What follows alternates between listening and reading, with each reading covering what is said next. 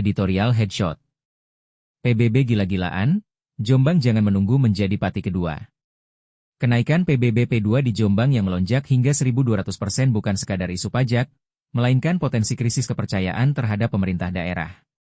Gejolak yang kini menghangat di kabupaten ini punya kemiripan yang mengkhawatirkan dengan kasus di Pati, di mana protes massal melumpuhkan aktivitas pemerintah dan memaksa kebijakan direvisi. Bedanya, di Pati, bom waktu itu sudah meledak, sementara di Jombang detiknya sedang berdetak. Presiden Pati harus dibaca sebagai manual peringatan dini. Di sana, kenaikan PBB hanya 2,5350 saja sudah cukup untuk memicu gelombang perlawanan terorganisir yang melibatkan warga desa, aktivis, hingga tokoh lokal lintas sektor. Di Jombang, angka yang dipukul jauh lebih keras, bahkan tembus 1.200%, membuat potensi letusan sosial menjadi berlipat ganda. Masalah ini diperparah oleh pola komunikasi dan kebijakan yang tumpang tindih. Bukannya menyelesaikan dari hulunya, yaitu membatalkan atau menunda Perbup 51/2024 dan keputusan NJOP 2025, Pemkab justru mengalihkan solusi ke ranah, keberatan dan tawar-menawar di Bapenda. Proses ini bukan hanya tidak menyentuh akar masalah, tapi juga membuka ruang kesan ketidakpastian hukum. Yang lebih berbahaya adalah dampak sosial politiknya.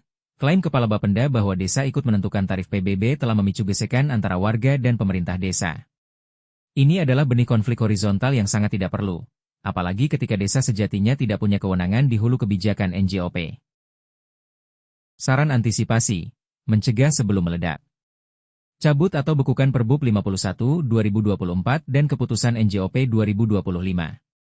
Tidak ada alasan menunda evaluasi. Jika kebijakan ini membebani rakyat secara berlebihan, Bupati punya instrumen legal untuk menghentikannya, terlepas dari siapa yang menandatangani awalnya. Reformasi Bapenda. Mengganti atau menegur keras pimpinan yang dinilai arogan dan kurang empati bukan sekadar gesture politik, tapi langkah pemulihan kepercayaan publik. Audit proses apresial NJOP.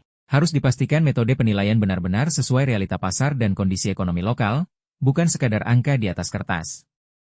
Dialog publik terbuka.